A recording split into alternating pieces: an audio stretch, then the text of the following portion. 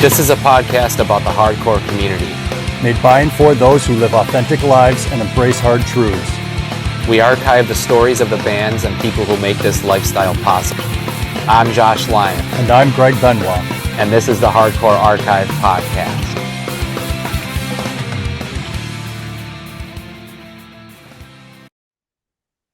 All right, welcome to episode 148 of the Hardcore Archive Podcast. As always, I'm Josh Lyons. Unfortunately, Greg won't be on again, but he'll be on 149 for sure. Tonight, we're going to be talking with Joe Krewko. Joe's been in a ton of bands. We're going to get to the history as well as what he's got going on currently. There'll be a Rochester connection we'll be talking about with that too. But yeah, give us a follow on Instagram, Enterprise Hardcore and Hardcore Archive Podcast. Follow and rate the podcast on your preferred streaming service. We always appreciate that. It helps get it out to more people and such. But yeah, like I said, we're going to be talking with Joe tonight. He's been in a ton of bands. I'm sure people are familiar with like Bury Your Dead and some of the other older bands he's in. But currently he's a band called Edict, and that's honestly mainly why I wanted to get him on here to talk about that. So we'll be getting to that eventually. So with all that being said, how you doing tonight, Joe? Good, man. How are you? I'm pretty good. Like I said before, pretty excited to do this. I was kind of surprised, like I told you before we started doing the interview, to see that you've never done a podcast before. But I guess like you were saying before we started the interview, these weren't really a thing when we were coming around before. It was like fanzines and then digital, you know? So no, it's like kind of blows my mind. And it also blows my mind that there's anyone that's even remotely interested to talking about any of this stuff. You know what I mean? So it's cool. It's cool. I'm happy to be here, and I appreciate you having me. Well, it's funny because not long before you contacted me about doing the show, I think Bury Your Dead had come up in an episode with Chip Walbert. He had mentioned them. And then there was an article on No Echo, like not long after that. You did an interview on there. And I was like, I read the shit and I was like, yo, we got to get this dude on here eventually. It would be a good interview. Oh, that's sick, dude. And then you hit me up about the show too. And this all happened like within the span of like 6 months. So it's like everything kind of worked out perfectly. You know what I mean? That's cool. So, yeah, man. Orion over at No Echo is super cool. So we did that, and that was like my first like real one after doing like the band thing again, you know. So it was cool. Yeah, there was a couple years there where I wasn't exactly tapped into hardcore as much as I am now again, and No Echo was pretty much my main source. No Echo and Hate 5-6. I'm sure there's a lot of people around the world that say that too. So yeah, no, and that's dude. I watch those videos almost daily, you know. So it's cool. Yeah. I peeped a little Bury Your Dead video on Hate 5-6 while prepping for this interview earlier. So that's cool. Shout out to him for having a good mix of everything. But yeah, like I said, we're going to talk about bands and shit. Any kind of stuff we can have on the podcast, obviously. And then we'll get to Edict and stuff. But what I kind of want to talk about first a little bit, I'm curious to hear about is like your introduction to hardcore and like how you found the scene, you know what I mean? Stuff like that. Sure. We'll go back, dude. I was really, it's like a blessing and a curse. And I talk to my uncle all the time. And I tell him, I say, like, you wrecked my life, but also made it awesome in so many ways. Because I have an aunt that's only 5 years older than me. She was like 25 years younger than my mother. So when I was like 11 or 12-ish, she's like 17, you know? And she starts dating this dude. It was my Uncle Joel. And he was 18 at the time, so I just thought he was like the coolest dude, and he was a hardcore kid. So I always like saying like, I got into hardcore through, I was listening to Marky Mark and the Funky Bunch one day. Because I'm old, I'm fucking 42 years old now. Listening to just like radio hip hop, like liking that stuff, and then overnight it was like, here's your Life of Agony record, here's your East Coast Assault comp. And I just like thought this dude was so cool, and his friends were so cool, you know. And I was like, and when you're an angsty little kid, coming up, it was like angst, like aggressive music for like people in like fucked up situations, and it just like the stars aligned perfectly for where I was at, you know. And I remember the most, I would say, influential thing would be like the East Coast Assault compilation. It had like Life of Agony, Berserker, Sam Black Church, Only Living Witness, Converge. And I mean, I heard, to go from like radio hip hop and to that stuff was just like, and then by the time I got to junior high, I went to a junior high school that had a few different communities that went to it. and I met a couple punk rock kids. So I remember my very first punk show. I went to we took the bus. We had to take the bus and then the train. The to we went to the Middle East and I saw this Showcase Showdown, Bastard Squad. I think the Pissed, if I remember correctly. I mean, this is fucking 30 years ago. It was like spiky hair stuff, and I liked it. Like it was cool. I remember like bouncing around and getting like pushed around a little bit, but it really wasn't like I didn't love it. You know what I mean? And it was because I was just always drawn to like I don't know, fucking chunky riffs, like really aggressive stuff. And the more metalcore stuff, that really resonated with me more than like punk rock. So it is like, it's a cool way to get into it, but everyone's always like, oh, I heard, I don't know, the Descendants, the Misfits. I never had any of that. So like, even to this day, I know it sounds terrible, but like, I'm not a huge punk rock guy. It just never was I didn't come up on it. I wasn't into it. I appreciate it. And don't get me wrong, like the history, Minor Threat, Black Flag, all that stuff, Bad Brains, but it was never like my thing. It was, so. And then from there, it just morphed, dude. I remember the very first fucking time I got in like I was doing like push pit stuff, and at a club baby head. And my dad was really, I would say my family, they were always we were like the house that you could like come over our house and do like whatever the fuck you wanted. It was like that house. And so he would even take me to like I got to go to the Rat, which is like a famous like fucking Boston club, Club AB Head, like um so I got to see a lot of cool bands at a young age, like fucking Breakdown, Maximum Penalty, All Out War on their demo days. Like back then, the internet didn't exist. So I would just literally, I was like this chubby little nerdy kid, and I would just like look at someone's band shirt, right, in the club, and I'd be like, I'd go to Newberry Comics, try to find that fucking band. And then, you'd read the back, the thank yous, right? And it just kind of spiraled from there. And, um, I also played in the school band. I was a saxophone player in the school band. And then, once I got really into music, and then by the time I was like 14, 15 years old, 94, 95, like I didn't give a fuck about school anymore. Home was kind of crazy. And just like, the aggressive hardcore stuff was like, that was it. I was all in. Cause, and there's, for better or for worse, the shows were like a little scarier back then. There was a lot of like drama, and I just saw some shit, and I also like loved it. It was scary, but also awesome at the same time.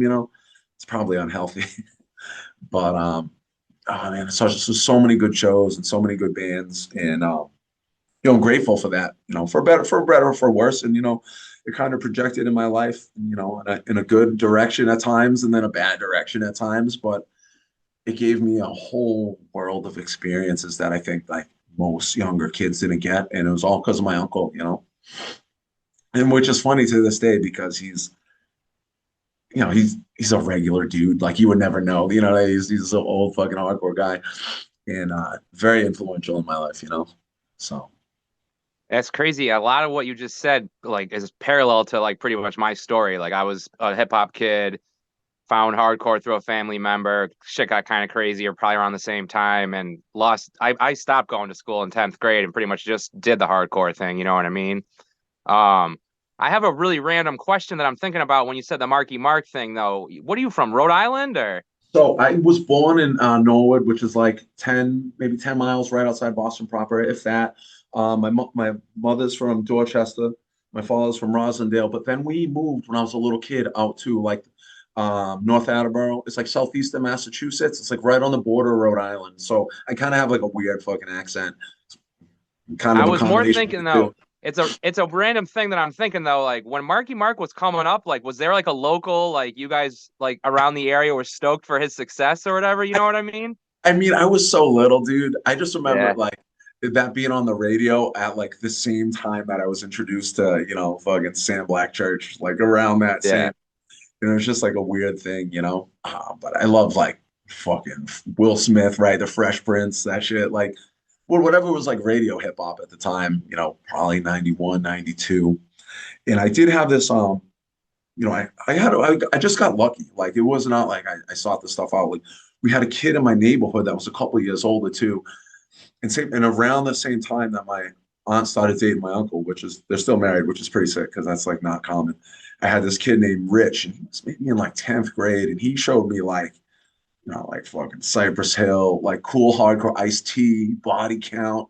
So I really had this like cool introduction to underground music at the time, when like fucking Cop Killer and all that stuff. Like, I had it like on cassette, that fucking thing. And I was like, yeah, I'm so, I have my little earphones, listen to that shit on the school bus. And like you, like as soon as I found that, I was like, yo, this is it. Like, I want to be in this. I want the whole thing, man. I want to play in the bands. I want to raise hell, start a little shit, get shit started on me. I was just in it, and it was crazy, but it was in it, but also really positive at the same time. So that's a good way to bring up my next question, I guess, too, because you had kind of mentioned playing in like the school band and shit before. And like the first band that I'm familiar that you played with was like As the Sun Sets, and that's more like late 90s. Did you fuck Yeah, with any like smaller local bands before that? so some of us we played in this I'm trying to think. My very first hardcore band was my cousin. Um he played drums, I played guitar, and it was not good. And we were supposed to play one like local show, and it was in like someone's practice, like a mill practice space. And I remember being in high school, in like ninth grade, and we were like set up. I think I had my PV combo amp, right? We were ready to go, and the fucking police came in and shut it down. But we never recorded anything. And the first band I had met when I went to junior high, and this is I met my friend John, right? Like he went on to Drum and Daughters, Unsane. I just met these dudes that went on to be like really cool, to be like awesome musicians, And we had started a band. It was like really cheesy. It was called Cast Off Skin, based off this old like martial arts movie. And some of us went on to play in As the Sun Sets. We did like one demo, some local shows. I remember playing at like the 121 Club in Brockton and the Living Room in Providence. It wasn't like, we put everything in like my friend's car, the one car that we had, and go, but it wasn't like, it was, just local. That was it. And then we always like Converge, Cave In, that type of stuff. Dead Guy. And we were like, yo, like we should play metal stuff. And that's kind of how As the Sunset started. And that, man, I was in high school, I think, when we started playing, maybe 11th, 12th grade, I think, when we did two demos. Now, when you guys started As the Sun Sets, so you mentioned like some of those like Hydra Head type bands and Converge, but like there weren't too many bands doing like the crazy techie like blast beats. Like There I feel like wasn't. The Willow Tip came around after that, but like where'd you guys like get the influence to? It was a combination. One dude, my friend Holland, he was like a Slayer guy to this day. Like he had fucking long hair at the time. So he just wanted to play like fast. Uh, I was always kind of into the dummy riffs, like the heavy chugging. So that was like my influence. And John, the drummer, I would say he was like the most influential because he wrote a lot of guitar stuff too. And he just really liked chaotic, fucking music like that, and he was just like super creative. And well, I'm trying to think at the time, our influences for God, we probably listened to 25 to Life, 1 minute and 10-yard fight, and then we listened to Death and At the Gates and Converge. So we had like, it was mimicking off that stuff, but also trying to do our own thing, which was probably at the time like it wasn't really well received. It was how the fuck we played a lot with Unearth back in the day when they first started, like DFW halls and stuff. There was a couple Connecticut bands, one called Fleshhold and Dead Eyes Under, Ground Zero. I don't know if you remember them. They were like really like fast, really like aggressive metal. And we used to play with those guys all the time. So I would say that was like, we had like kind of like our own little metal core-ish, but it was almost like, if you were a regular hardcore kid, you didn't fuck with that shit because you just probably didn't, you just weren't into it or you didn't get it. So there was some smaller bands at the time that were regionally that like that we listened to. I remember we used to listen to Cable, Jesuit, like these are kind of obscure metalcore-ish type shit too, as well as um like the tough guy hardcore stuff, I guess. If you know, the Hatebreed and then 25 to Life, fucking Scarhead, that type of stuff. We had, the influences were from all over the place, I guess. If it was heavy and underground, we probably fuck with it. Yeah, I mean, I feel like it's a lot more common now to see hardcore bands mixing the blast beats, but back then you had to be like power violence or like death metal. Like you guys were like one of the first. I feel like I think you guys came up here at some point in Rochester and played at like Ellison Park or something like that. And I remember, Yeah, we played a lot, man, all over the place. It was pretty yeah, sick. And then, but the first actual tour we did, and when I say tour, it was maybe like 4 shows in like 5 days. Like they'd fall through, like the payphone and MapQuest direct, or like using a map days. And I was in high school, dude. I was a senior in high school. My parents were like, whatever. Like, and some of the dudes were older at that point, and we got a van and we got to play, with like Prayer for Cleansing, Undying, 12 Tribes. But like they were before we were all nobody. And not the same like we're like famous, but before people really appreciated the music, I guess. And it was fucking sick, dude. It was really cool. um, did As the Sunset, did that kind of just like turn into Daughters pretty much, or Yeah, so we made that one full length, which believe it or not, Howard Jones, he was starting a record label at that time called Moment of Clarity Music. And it was him and Rich Thurston. They were both in Blood Has Been Shed at the time. And they were like, hey, we'll put your record out. And some of the guys in the Sunsets, they really even wanted it to be like more obscure. Because around then you had stuff, I don't even know, maybe like Charles Bronson. They were like kind of going in that like really, really fast, like tech direction. And then I was kind of like, I just like ignorant fucking riffs, like slam riffs. And after we did the first full length, I was talking to, for me personally, Howard and Rich. And at the time, they were in Blood Has Been Shed, and then one of their guys was leaving. He was moving back to Ohio, if I remember correctly. And they were like, "Oh, we're gonna need a bassist." And I was like, "I just wanted to play shows, man." And they were maybe on Ferret at the time. And so I had left, and then they put out 2 more records, maybe a 7-inch and a record after that. And then I don't know what, I think they, as a Sunsets after me, they kind of had a little bit of falling out. And then a couple of the guys went on to start Daughters with some other local Providence dudes. oh, And you never were part of that though, Daughters? no, no, I was not. Hmm. No, I guess I thought you were for some reason. no. So that's around the time you joined Blood Has Been Shed, then it sounds like. Yeah, I had left. I got that chance. I played, I was a touring bass player for like a year, maybe a little bit more. Um, it was sick, dude. And I was young. They were like, looking back at it, I mean, they were probably like 28, like 10 years older than me. But, when you're fucking 19, and those a 30-year-old, you're like, you know. But it was cool. We got to play a lot, go to Canada, all over the place. So that was really cool. And that's when like the Trustkill, Ferret, like those metalcore shows were like, that was it. It Yeah, was that was the early 2000s because that Poison the Well like 24 or whatever year anniversary came up the other day, and every time that record gets mentioned, I feel like we all talk about how like that was the start of that era where it shifted towards more of that kind of stuff, and everything just exploded around that time too. You know what I mean? which which anniversary was it, for the opposite of December, or the Yeah, record yeah, they did? yeah, Yeah, yeah, because yeah. they Because did that one before that, dude. They had a record before that. I maybe had 2 singers. I yeah, I think so. I think so. If I remember hearing that, and that's how I got into those dudes. And it was like the 2 singer, like metal, fucking a little emo-ish, fucking metalcore type stuff. But I loved it. That was like, I always like appreciated fast hardcore, but that was kind of like my shit. Yeah. Yeah, so yeah, like you're saying, I guess you were right in the middle of all that for the boom of all that too. And then, so how does the timeline work for between Blood Has Been Shed and Bury Your Dead? Like, did you start Bury Your Dead while you were still in Blood Has Been Shed, or? No, I had ended up leaving Blood Has Been Shed. I'm like less chaotic now, but I was also like really chaotic and like kind of fucked up when I was younger.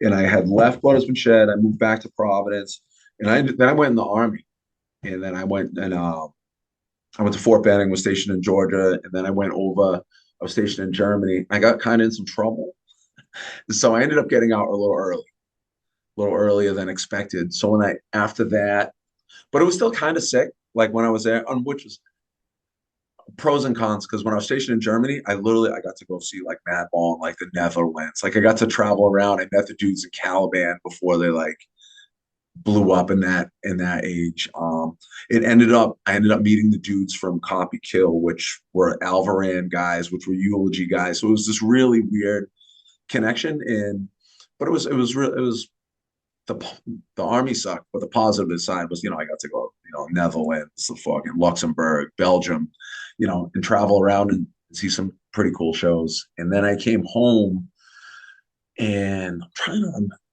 like I said, it's a little fuzzy, but I was always friends with Mark. Mark was in Piecemeal. He played drums in Piecemeal with Kevin Baker from the Whole Conspiracy back in the day. And then Brendan played in this like doomish metal band called NR. And they were from like Cape Cod. He was a couple of years younger than us, and we were all friends. We all used to play the same shows. And I forget why, but Mark was in Hamaria, and they weren't playing. And he ended up living here. His brother lived like close to here, and I think he was living with his brother at the time. And we were like, "Yo, let's just start like a silly, dumb hardcore band." Like it was never a serious thing at the time. It was probably what, young men, right? 22 years old, fucking drinking beers and just being dumb.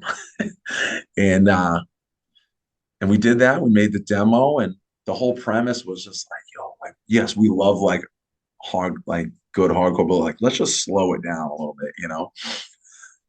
And then people fucked with it, which was really crazy. So we ended up making that record and touring a bunch, man. We got to go all over the country playing that stuff. And it was all just like idiot young kids in like a cargo van and just raising hell with no money and just acting acting silly. But we had a lot of fun until it was not fun. But we had some fucking crazy stories. One time, there's some that are good for video and some are not so good for video, but we went on tour. We had our van broke, right? Because we would buy a van for like $1,000 collectively, right? Like pool the money and see what happened. Because I didn't think we had jobs, and or borrow someone's. We borrowed a kid's van, and it like fucking broke down on us. I think that's what it was. We used someone else's. This van dies on fucking 95, and we're like, well, what are we gonna do? Right? We have no money. We're just like, I don't even know if the thing was legal. And just a stranger pulls over and he's like, "Hey, you guys okay?" And we're like, "Our van broke." He was like, "I got a van." I'm like, "You got a van?" And a couple of the guys left with a stranger, went to his house. He had this old ass fucking cargo van filled with like wood and just like trash. Miraculously started. They drive it back. You take all right on the side of the highway, all the shit out of the back of it, throw it away. We got our van towed to like a hotel parking lot, ripped the VIN off of it, took the plates off, left it, finished the tour with us like the stranger's van. And I remember it was like fucking 100 degrees in that thing. And this little cargo van, sleeping on the floor type stuff. And we cut holes in the ceiling to get like air in there. Because I don't even think they had like no AC, nothing. So we just had a lot of like ridiculous fun doing that type of shit. Just not giving a fuck. Yeah, I can't imagine. That's so crazy. I've never heard of anybody just getting a van gifted to them like that on the side of the road. That's Yeah, insane. but from like a stranger, like, it was cool. I don't. But one thing I'm curious about too is you hadn't done vocals in any projects before this, right? Like you'd always played like bass, right? bass guitar, yeah. I started out playing guitar. And I played, then I switched to bass just because we had two guitar players. So it's like, yeah, I'll play bass. And but I was like, I could be a front person. I think I could do that. Like I always liked it. I just thought it was a cool thing, like a front band, especially when you're a young, fragile fucking kid that's like insecure. It was like a good way to kind of get out of that. And yeah, but I would, the guys I would just admired a lot of those fucking old like New York hardcore dudes, and I was like, yo, I could do that someday. But I didn't even know if I could sing or not. And in fact, when we did the Bury Dead demo, like we were like, I was trying to do it in the studio, and they were like, I was like, this fucking guy's gonna be able to do this because I like literally could like because it was just like, I could like front a band, but I don't know how to fucking sing or anything. But it worked out. Were you in the band? Like, did you do stuff with Victory were you in the band when they did that? No, no, No. um, no, we were young men with fucking dumb egos and alcohol. Probably more me than them. And then I forget what. I honestly don't even know, but we had a little bit of a falling out in our friend group, and then that was that. And then they went on to do all that other stuff, which is sick, by the way. The second, I think it's The Color of Money or whatever, still holds up to this day. I think it's fucking hard, and it was so cool to. Well, I mean, we'll probably get to it a little later, but playing, reuniting and like hanging out and stepping back in time it's just been so cool. Yeah. So, did you keep playing in bands the whole time, or did you take a little time off before you did? Because I don't remember. Because the last time you and I really talked was when you were in She Rides. Because I don't know if you remember. You hit me up about. We never ended up doing it because I stopped doing shows. Everything was like so sporadic for me for those years. But around 2008, which I'm guessing was when you were doing that band, you hit me up about something in It was around Rochester. like I don't know the exact timeline, but yeah, maybe like 2007, 2008. So I actually had played in the meantime, I played drums in a band called Cripple Crossface with this kid Brian that went on to play in a band called Fucking Invincible, which was like a really cool hardcore band. He sang, I played drums. Nick, he played guitar. He went on to play guitar in Daughters. So we put out a record doing that. Um, I think in 2004. I think it was 2004, and then it was just like goofy, but just guys hanging out, having a good time. But I still listen to it from time to time. I'm like, I can't believe I fucking did this, especially with those like they're like real musicians. So it was cool. And then my friend George, who's in Edict now, um, we always talk like, yo, we should do a band, we should do a band. And then we ended up doing She Rides. But unfortunately for him, that was like the most chaotic version of my life. Which so we ended up doing that with the original lineup was me, my friend George, he plays bass and drop dead. My friend Ryan, he plays drums in High Command. This kid Josh and Brian, the kid who played bass in fucking Invincible too. I think that was the original lineup. We did a demo. Somehow ended up putting out an LP on Stillborn Records, which is still, you know, I don't even really know how I was like really drinking a lot and doing a lot of fucking substances, I guess. And I had so I just kind of like was there. I didn't really like partake in the managerial part of it, I guess, or whatever. But yeah, we ended up fucking Jamie Joss to put out our LP, which is crazy because I don't even know if we sold them. I don't. We played some. We did a few shows with fucking Gallows and Cancer Bats. I remember doing those. Played some shows with the Bronx, and that was it was pretty sick, man. But I was just so like a fucking degenerate at that time that I wasn't present. If that makes sense. And on top of it, when you're fucking drunken fucking moron all the time, you kind of like you wreck it for everybody else too. You know what I mean? So it was a really like I'm gonna say it was mostly negative. That entire point in my life was really negative. But the music's not terrible. Some of the words I look back, I'm like, oh fuck. But the music's not bad, and they still play. They occasionally they play locally. My cousin plays guitar now, and then George still plays guitar, and they maybe 3 or 4 times a year they'll play like a Providence benefit or something like that. It's mostly like straight rock and roll now, but it's pretty cool. Yeah, 2007 to 2009 was probably like my craziest time with like drinking and partying and being out of hand and shit. I mean, the problems resurfaced probably like 4 or 5 years ago, to the point where I got into a pretty bad car accident. But since then, things have kind of slowed down, so I can relate to all that, obviously. And then is that why you kind of stepped away from doing bands for a little bit in Yeah, between? I just got so deep into it that like I was pure fuck up. Like it consumes you, man. When you're that, when it gets to a certain point, it controls you, and you make. And yes, like I am the master of my own fucking destiny, right? Like I make my own decisions every morning. I would get up and say, "Yep, I'm gonna get fucked up today. I'm gonna start drinking. I'm gonna do this. I'm gonna do this," and that is 100% on me.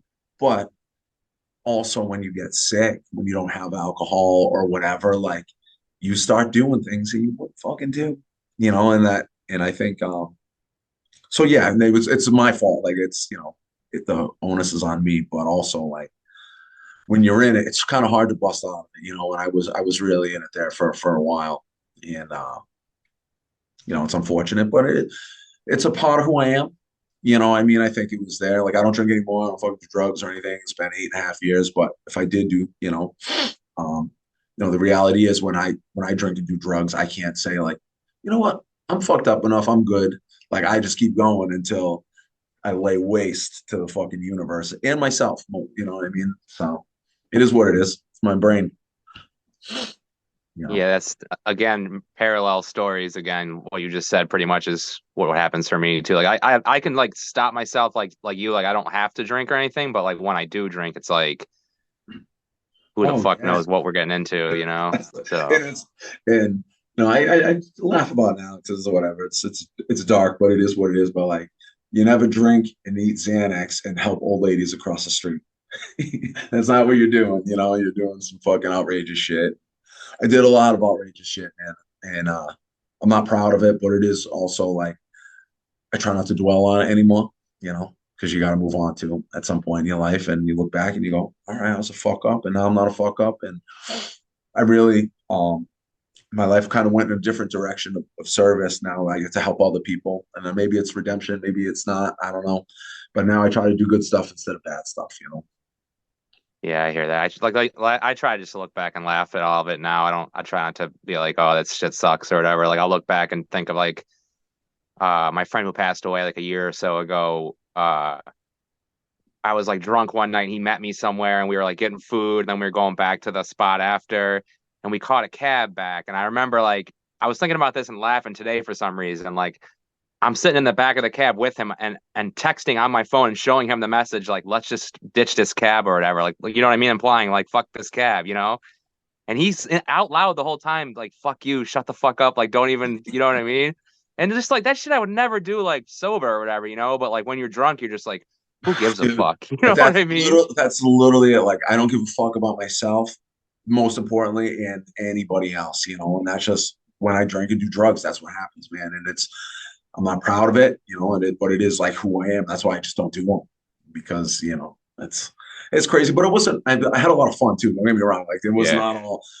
The trajectory goes up before it goes down. But when it gets down, it's pretty fucking sad, man. And I'm pretty open about it, now because I know it's so common, and especially in punk rock hardcore where kids kind of come up fucked up and they might, what do they say, hurt people, and so I try to be a service to all this, and just be present. And if someone needs to talk about it, like I say that, like when we play shows, I write songs are about it.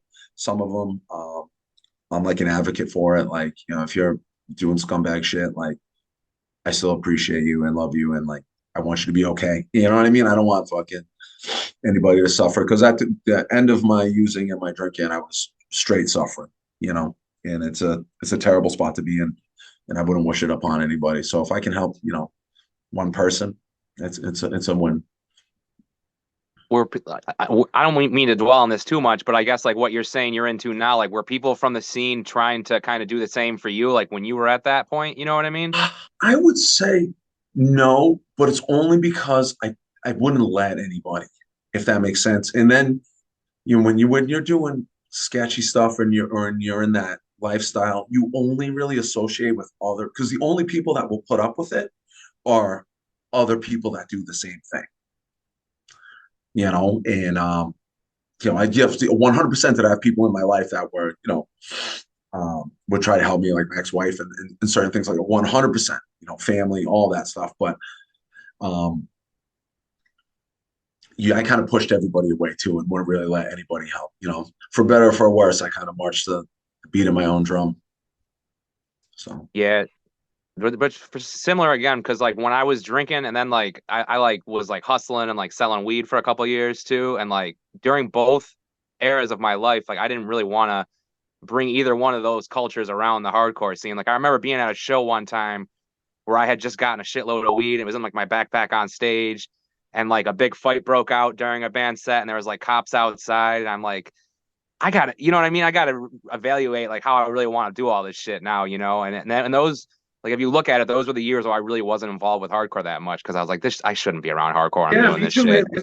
I mean, if there was like on a show, I would drunkenly stumble down to a show, one of our local venues or something for absolutely, but I wasn't like in it for sure. I had other things to do. Yeah. I was too busy sabotaging everything else. But so then I stepped away from music, and I miraculously, the one thing about being in the service was I had my GI Bill, and somehow I managed to I get my EMT license and go to paramedic school. And I for a long time I like had this balance of like a professional life and a fucking dirtbag life. And I held it together for a long time. You know what I mean? I was really good when I was at work. I tried really, really hard to kind of make up, I think, for the fucked up shit in my personal life. And so in a really weird way, like my career would get better and better, and I would get a better job here. I would get a better job here. But then, when I was at home, I was, fucking self-medicating, just doing all the craziness. And I rode that until I was like 33, man. I was able to keep it just a fine line enough. I never got in trouble. I should have been in trouble a million times. But I just didn't. And it was weird because I would so hyper focused on doing a good job at work to make up for everything else I like. There's this really weird juxtaposition. I'd like win an award for like a crazy call or something like that, and then go home and just like torture myself with drugs and alcohol. It was this really fucking weird thing. And then finally, when I was almost 10 years ago, I was like, okay, that's enough. And here we are. Now we're doing fucking podcasts, dude. Right on. Yeah. It's nice to see like some people like I feel like I've had a few people on the podcast that we have similar stories where it's like we've had the kind of we've like you said ridden the wave and now we're kind of back up so to speak. So were you doing the EMT thing already like during all of the heavy like partying and stuff or whatever? Literally like simultaneously. I was Wow. doing yeah, it was really crazy. Like I, I there's some things I won't say, but like, I get out of work in the morning and like the thing about that culture is too, is say if you work night shifts, right? Um, you go drinking in the morning.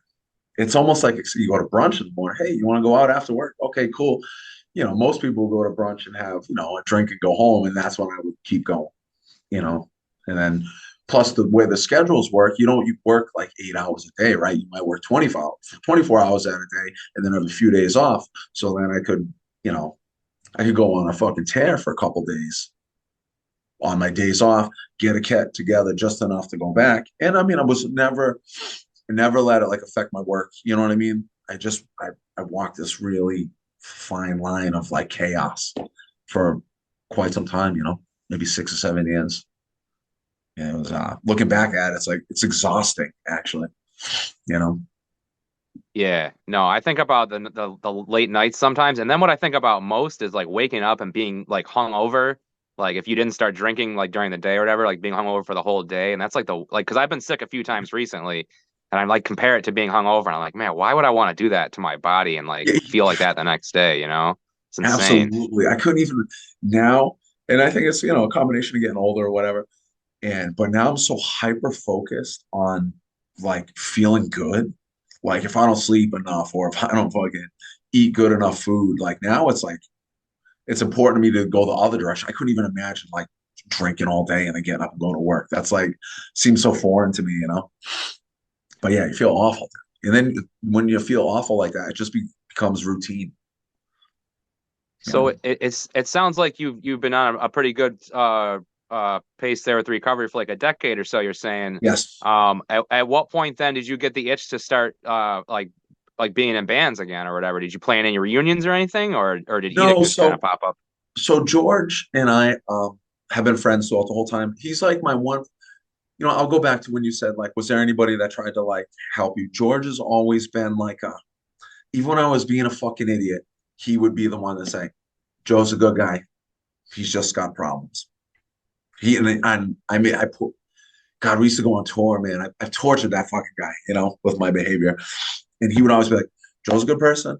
He's just fucked up. Joe's a good person. He's just fucked up. So I will say for many years, and I kind of pushed him away when I was in my darkest times, but we've always been really close. Um, he's always been my friend. And then, obviously when I got clean, everyone's psyched and I started repairing all my relationships. And some people you lose and they don't come back. And like, that's okay. That's their choice. You don't get everything back just because like, oh, cool, I'm not a piece of shit anymore. Like, can I have all the wonderful things in life again? No, it doesn't work that way, right?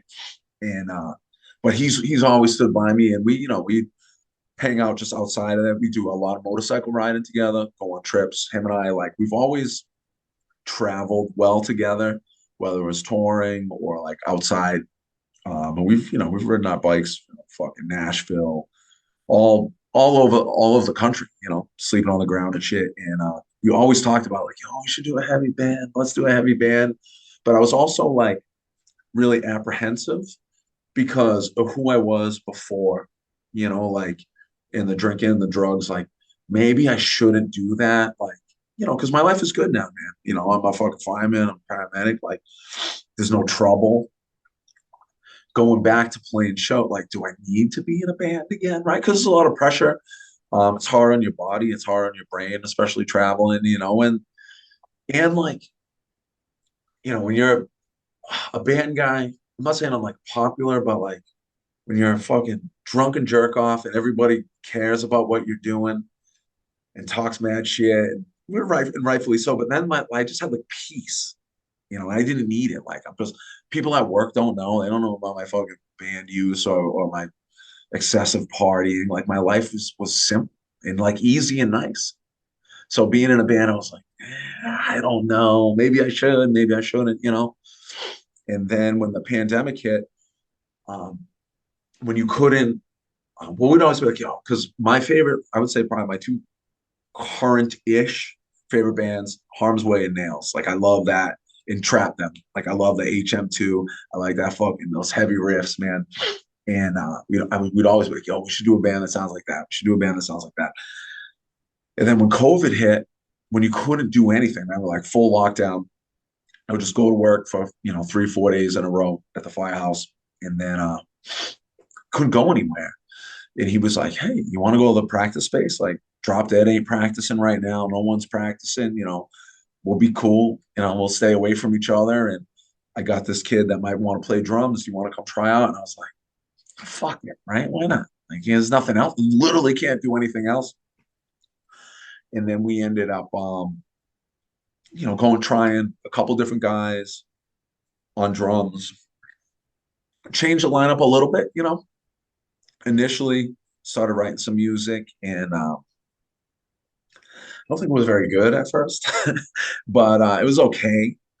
And then it just kind of spiraled. We when things opened back up, we had like we did a demo tape with Shane from Kanai. He records a lot of bands down on Cape Cod. He did our demo for us, and which was also sick because that like working with him, I got to talk to Brendan again from Bury Your Dead. So he came out, and it was like just a really like nice positive reunion.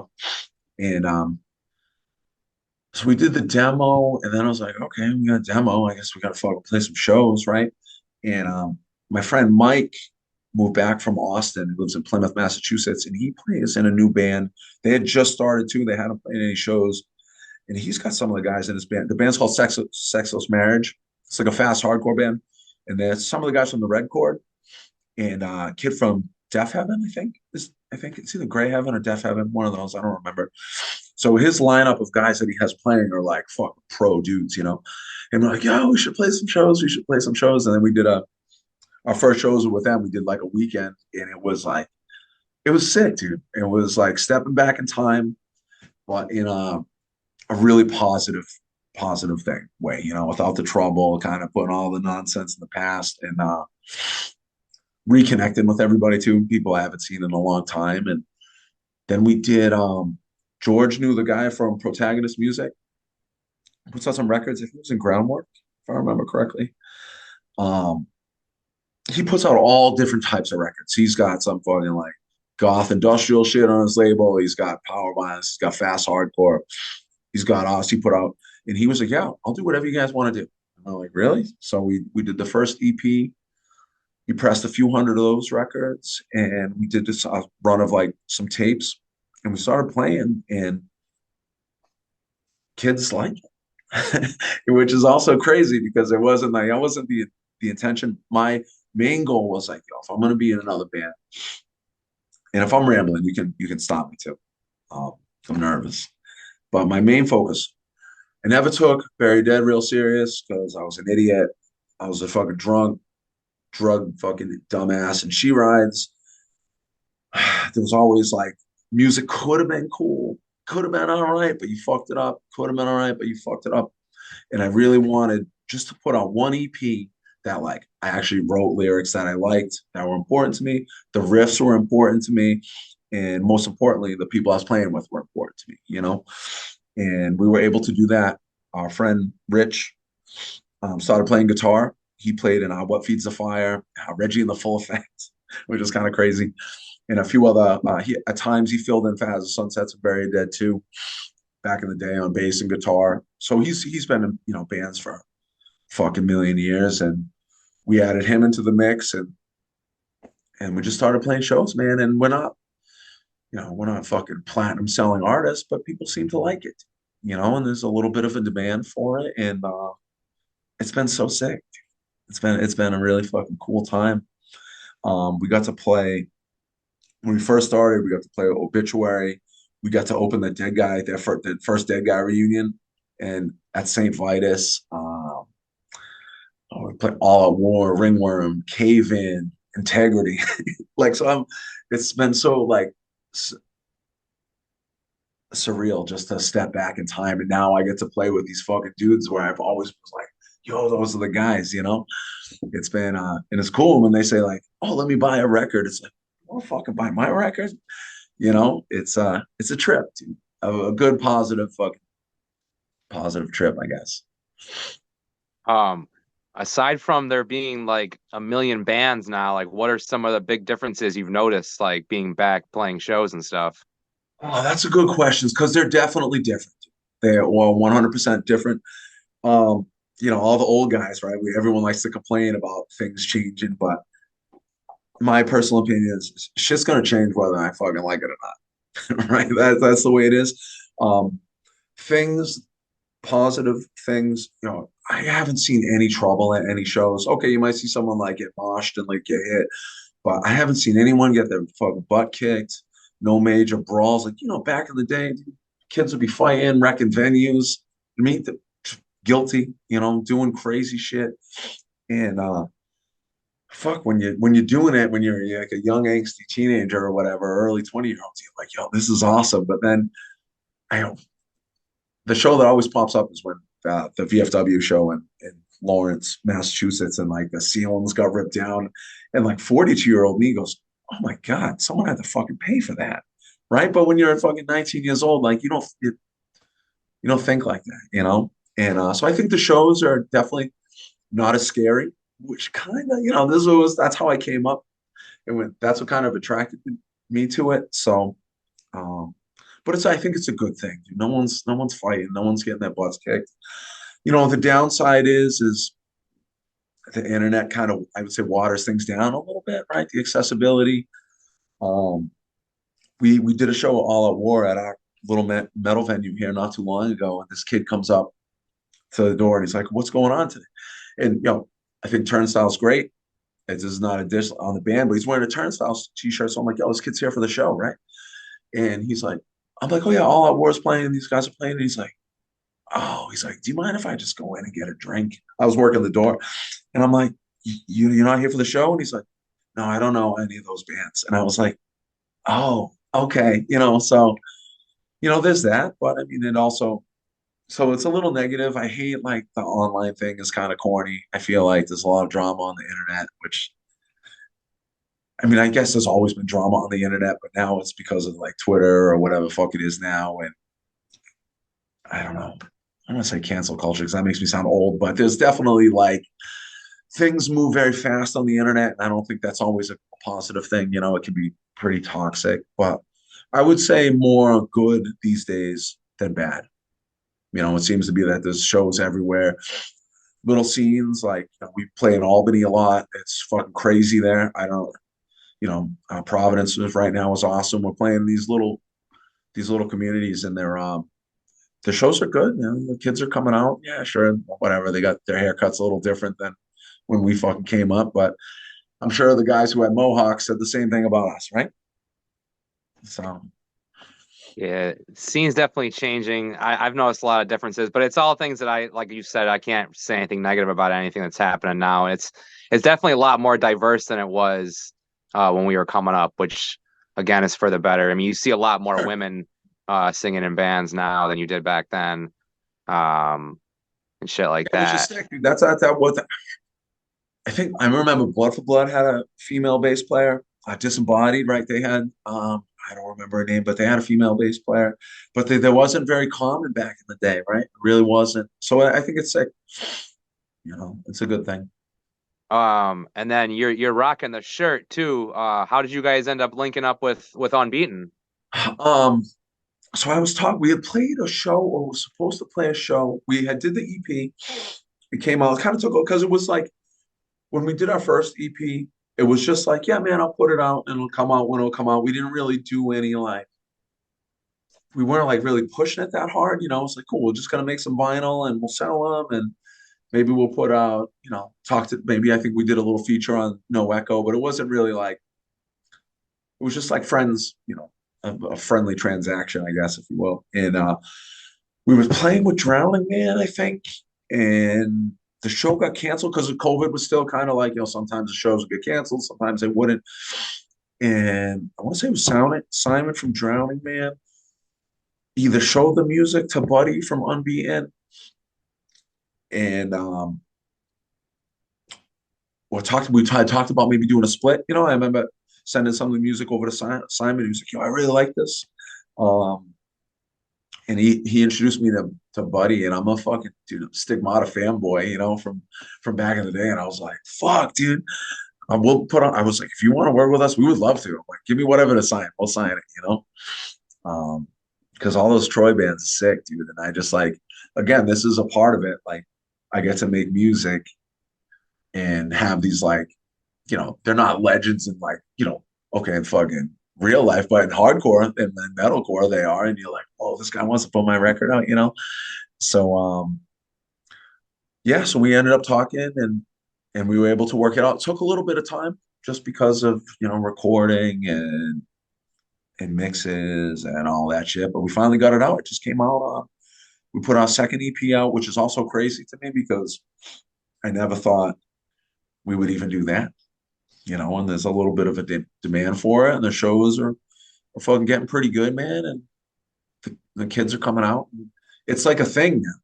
It wasn't supposed to be a thing. This was just a couple old fucking 40 and 50-year-old men playing fucking in the practice space, just hanging out. And now it's like a thing, which is sick. So I'm just gonna ride it out to see what happens. Like, are you guys doing like I know you guys are coming up here to do like a weekend and shit. Like, is that mainly you're doing here and there, just like weekends and such, or? We try to play a lot as much as we can. Everyone's has like adult jobs. I'm really lucky at the fire department. We can do swaps. So I can work for like a couple days in a row and then get like a chunk of time off. But we try to play, we kind of joke and say it's like the fucking Army Reserves, right? One weekend a month, 2 weeks a year. Um, but we try to do 3, 4, 5 shows at a time. It's easier for us schedule wise to be like, okay, hey, in January, we're going to play 5 shows in a row instead of doing like one off here, one off there, which we still do, but it's a little bit more harder. I feel like logistically, it's a little easier for us to break off a chunk of time. And so, yeah, we got those 4 shows in January. We have tour in the works for March. We got our record release weekend coming up, and then we're gonna do it's like a 2-week tour. Still in the works. I don't have all the info yet, so I don't want to fucking spill the beans any more than I already have. But it should be cool, dude. It should be very, very cool. Um, I think that so far the most pivotal moment for this band was last year we got to do those Bury Dead shows. Um, that shit was sick, dude. Re-linking up and playing all that stuff with Great American Ghost and Bury Dead. I think we did 5 shows initially, and then we did maybe I think we did 8 shows and Bury Dead. We 4 of them were Bury Dead, and that helped us. And Matt from Bury Dead, shout out to Matt from Bury Dead. He like single-handedly took us from like, I'm not saying like we're like a big band, but like out of Massachusetts and out of New England into like, oh, now we have kids in Georgia that like us. Now we have kids in Florida that like us. And so those him and Ethan for taking up from Gag, taking us on the road was pretty sick, man. Even though it was a short time, but it was totally, I would think, changed the trajectory of what we're doing now, which was sick. And what were the shows you did? You did vocals for Bury Your Dead on a show last year too, didn't you? I did. We did. I think the first run we did was 5. We played Providence, Rhode Island, Buffalo, New York, Albany, Worcester, the Palladium, and then New York City. That was fucking crazy. Because so I did the Edict set, would take a break, and then I closed doing 5 songs with Bury Dead at the end of the night, all off the first record. But You Had Me at Hello, and that was it was crazy for so many fucking reasons. Um, Again, I had fucking cancer last year. I got diagnosed with cancer, and I had it was in my lymph nodes and on my thyroid. It spread. It was all over my neck, in like 5 different spots. But when we had already had the shows booked, it was already in the works. And when they first found one mass, they found just like a little cyst on an ultrasound, and they were like, "Oh, it's no big deal. We're gonna go in. We'll just take it half your thyroid and call it a day." And I was like, "Okay, whatever. It's common. It's not the end of the world. It sucks, but it's like if you're gonna have cancer, it's like the best cancer to have. And then they were like, "Oh, yeah." Then I go to another doctor's appointment. They're like, "Oh, we found another tumor. Oh, we found a third tumor. Oh, we found a fourth tumor. Oh, we found a fucking fifth tumor."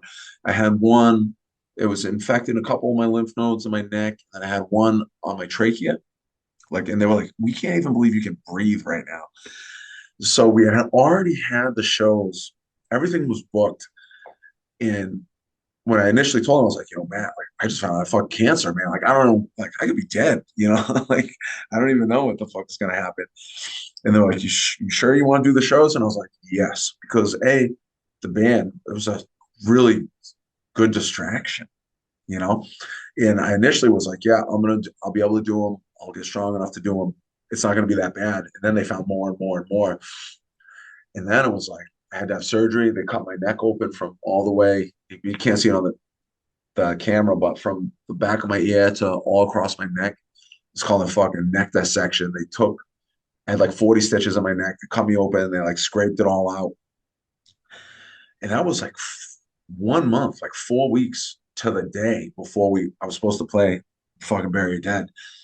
And I was like, "Oh my God, like I don't think I'm gonna be able to do this." Like my doctor was like, "You should not be doing this." Like my endocrinologist was like, "You 100% should not be doing anything. You should be on the couch."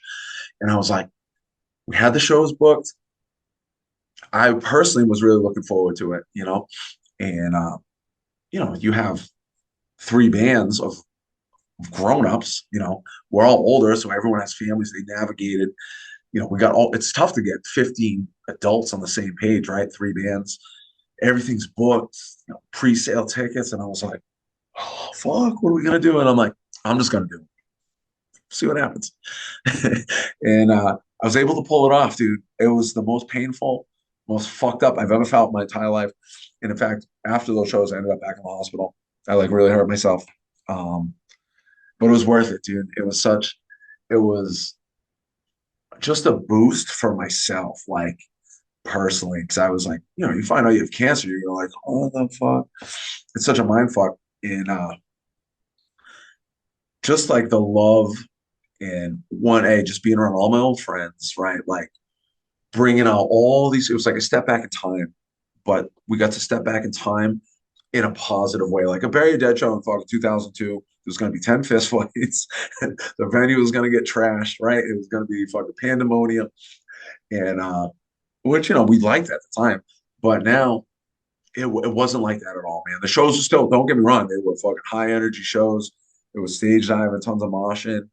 Um, they were still aggressive, but it was not like, it was all positive. It was nothing but love and positivity. And that was exponentially like the most integral thing I think for my healing. Even though physically it kind of fucked me up, but like mentally it put my head in like a much better space. I couldn't have imagined sitting on the couch and just feeling like sorry for myself, and so I have a deep appreciation for all those shows, for everybody that came out, and it was really special to me in ways that like, I don't even think I can eloquently enough like speak about. It was so sick, and the people fucked with Edict, so that was cool too. How long was the recovery time after the shows? It was kind of in stages. I had because those shows were in March. I had surgery in February. We had shows in March, and then I had to do radiation. I had to go back to Boston because I'm seeing at Dana Farber in Boston. So I spent 3 days up there, just getting all these fucking injections, and I took radiation. It made me real sick.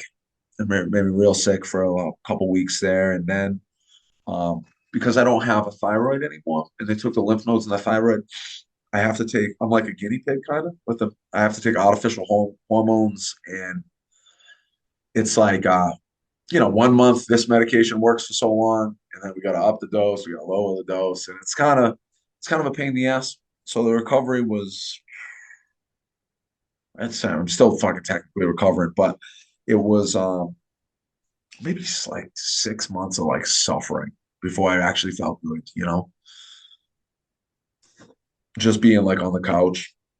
But I like forced myself like to go to the gym, fucking just to get back. Like I went back. I did everything stubbornly too much too fast. I wanted to go back to work. I wanted to, I do fucking jujitsu. I want to get back into jujitsu. I was getting strangled like 2 months later. My doctor's like, "Don't do that." And I did it anyways because I'm a fucking stubborn idiot. But the music, the music and the camaraderie and the positivity from all of that was like, it couldn't have happened. It was like the universe, after all of my fucking wrongdoings, man, it threw me, it did me a solid, and everything just came together really nicely. And I'm really grateful for that. And I guess I learned where the song Neck Dissection comes from tonight Yeah. too. Yeah. I always say, I got to make, when you get cancer, you get to make it your personality for a little bit. So So is the whole EP kind of about dealing with all these experiences, or is there? yeah, the newest EP, I'm trying to think, we did 4 songs. I would say two of them are one's about like self-destruction, one's about the cancer, and the other two are like politically motivated, because that's one thing that's important to us too. I think we're as a band, we're like, especially in fucking 2024, coming up in 2024, where like in our lifetime, right? You had went from like fucking Ronald Reagan and a lot of negative shit, and like and fucking George Bush and all that shit. And I feel like it's only getting worse and worse and worse and worse and worse. And that I will say, so we'll take it back to like, I want to say bands these days, because there's definitely political fucking punk bands and like fucking deep beat, crusty punk bands still doing their things. Bands that I don't even know about probably. But I feel like, music through the internet, right? Through like this big expansion of hardcore, like it's watered down, and that kind of like radical political message is kind of lost, I feel like, or at least I don't know about it. Maybe it exists and I just, no one showed it, showed me anything like that in a while. And so I really wanted to, write some songs that were important, but especially how I feel, and politics, whether we like it or not, whether you agree with me or not, they dictate your entire life. Like how much money like comes out of your paycheck, right? Where you can live, what you can buy, what you can eat. These so these are all things that are related to fucking politics, how you're treated by the state, how you're treated, in the criminal justice system, all those things. Everything is fucked. And So I wanted to write some songs, about that stuff. And I don't have all the answers to change all of it, but at least make some of the issues of our time right now, um, and write some songs about them because there's a lot of fucked up shit in the planet. I mean, there always is fucked up shit. Don't get me wrong, but maybe it's because of the 24-hour news cycle or whatever. But I really feel like we're like in it, right? Especially post pandemic, like things are hard for a lot of people, and they're hard and they don't have to be. They're hard. Fuck, dude, I work 60 hours a week and I still can't afford to, as a firefighter, I can't afford to buy a house in the city that I work. It's crazy.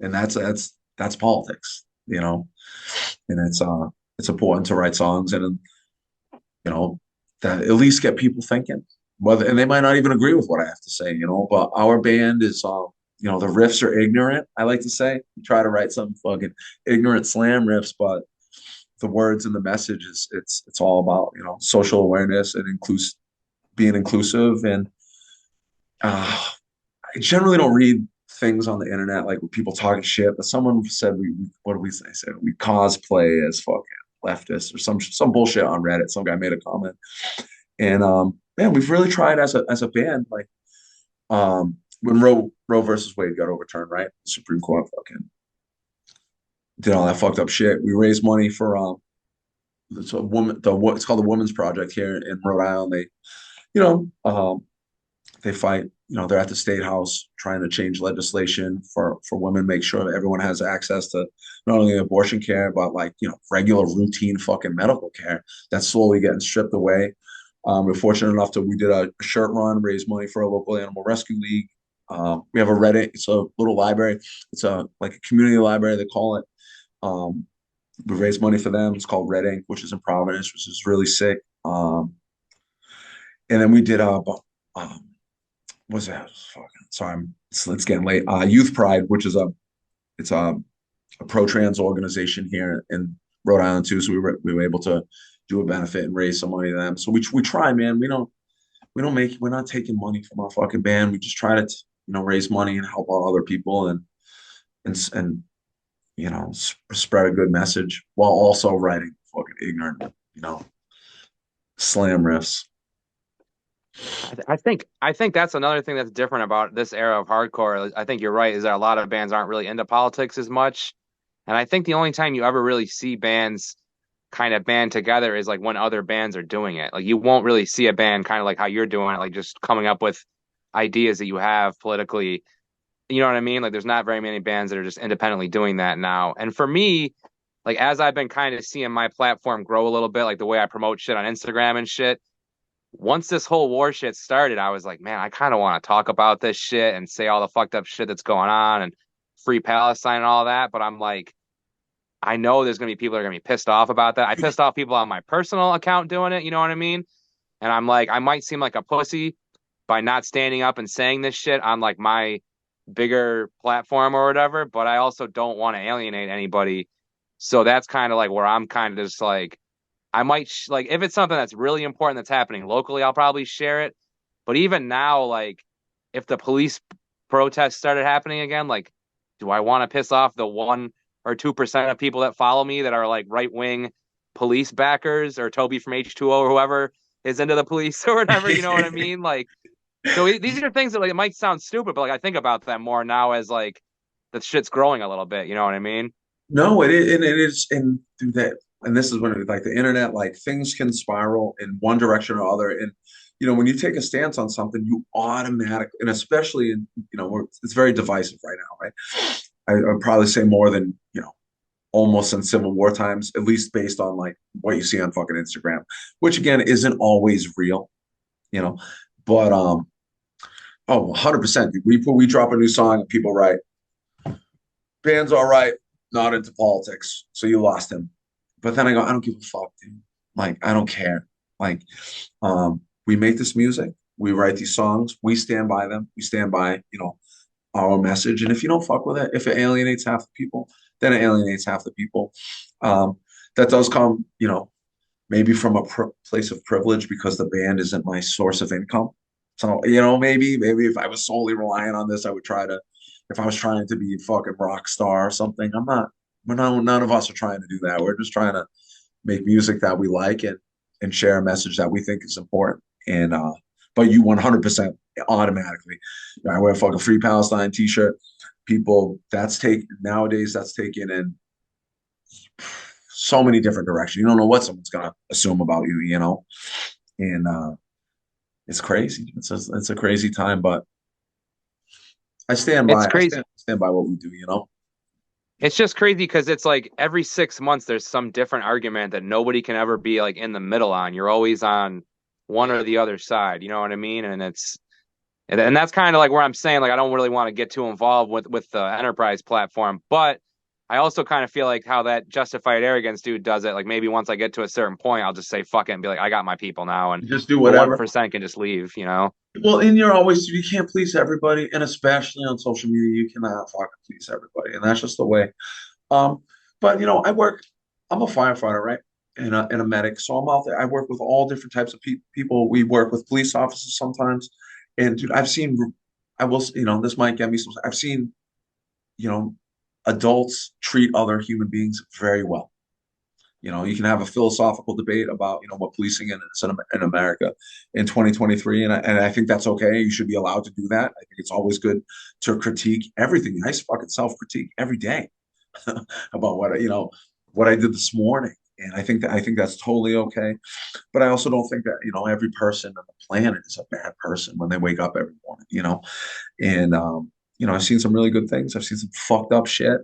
And I just the way I try to navigate it is just calling out the bullshit when you see it instead of saying, I think that's the only thing you can do. And it is weird when you have like a social media platform where like you want a lot of people to see your stuff, but then you know, it's a fucking a weird line to, I think, you know, I'll weird. probably just I'll probably just keep using rap music to send subliminal messages to people that way, and then everybody else will just think I'm just playing cool shit or whatever. So Yeah, it's but dude, I love that guy's page. I love the Justified Arrogance page. I like all the yeah. stuff dude from Hate 56 does on Palestine. I think it's important. And I always say this, but my family, my grandparents were Ukrainian. My grandfather was a Holocaust survivor, so like my family knows whether we are okay. Not me personally, but like my father's like first generation fucking American. Like we understand the horrific, that how horrific fucking humanity can be, right? My grandfather had the tattoo on his leg. It's terrible, and I just think, it's our job now, no matter what fucking side of the fence you're on, to try to stop that at all costs. And it's it's a terrible time. I feel like, and I know what they say. Any certain time, in the history, there's fucking 40 wars happening in the country, on the planet that most of them we don't even hear about. But that's a big divisive issue of the week, and I think it's pretty obvious where my band stands on that. If we're gonna, and, and it is what it is. And if someone doesn't like it, then it wasn't meant to be. But but when I'm at work, like I work with other guys who have a lot of political views and that are different from mine, and we still work really well together, and we still like each other, and we still love each other. So I also think that's an important, like, and there is a big difference between, how we're going to run the economy versus fucking genocide. Those are two, I have some limits, but I, I, I'd like to think that at the end of the day, most people are not terrible, and we can like collectively get through it with limiting the amount of fucking damage that we do. And maybe that's naive, but I still hang on to that. And if not, we Yeah, got shows. it's just tough. I mean, people are just like you said, just so wrapped up in arguing and stuff, and everybody always wants to be right. But I'm uh I'm at a point where I'm willing to learn if I have to. I don't care. I don't really care to be right. Yeah, So exactly. And like, do things, you learn new things every day. And like, it's insane, especially me, to be like, nah, I'm always right. I am literally almost never right about anything. So I think it's a good thing to be humble like that. all right. I think kind of starting to wrap things up. Is there anything we missed with like Edict or any of that stuff you think or? I don't think so, man. I hope the kids like it. We just put the new record out, Unbeaten Records. Um, I think it's online and the pre-orders are up. I think it came out. It was either I should know this, and I'm terrible. It was either December 8th or December 9th. It went live. It was two versions of the vinyl. There's some exclusive merch on their website. Merch now, Unbeaten Records, Edict. If you just Google it, and it'll fucking pop up.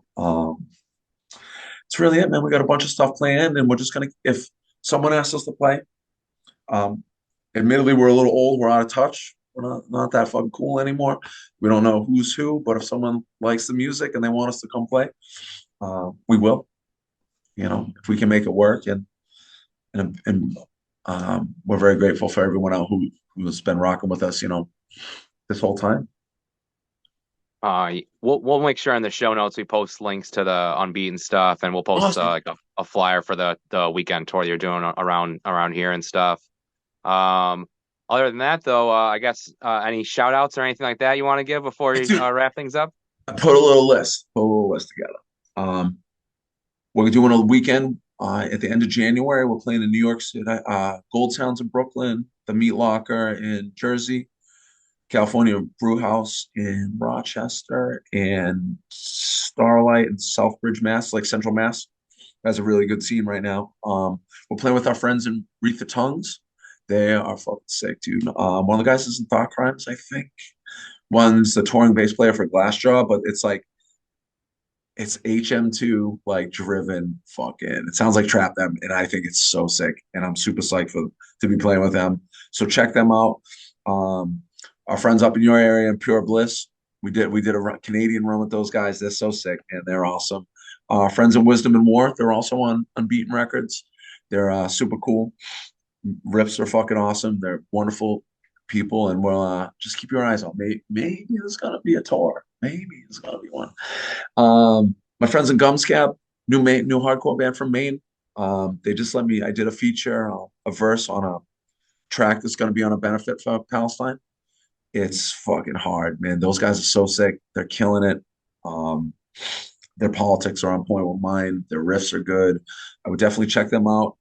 Um, our friends in Clockout, they just played in Worcester last night. It's another Central Mass hardcore band. I think they're sick. Their new EP is just, it's like classic sounding hardcore, and it's awesome. We're doing a weekend with our friends in Blood Tithe coming up, which is like a death metal infused hardcore-ish. That's how I would describe it. To me, it sounds like death metal. Someone might say it's hardcore. They're fucking sick and they're heavy, and that's gonna be. I think this gonna be like our official record release with them, and it's gonna be really awesome. And my shout out to my buddy Maddie in Shape Thrower. He records all. He lets me do a lot of vocals at a studio here, and he's in Norton, Massachusetts, which is like southeastern Mass. His band is really cool.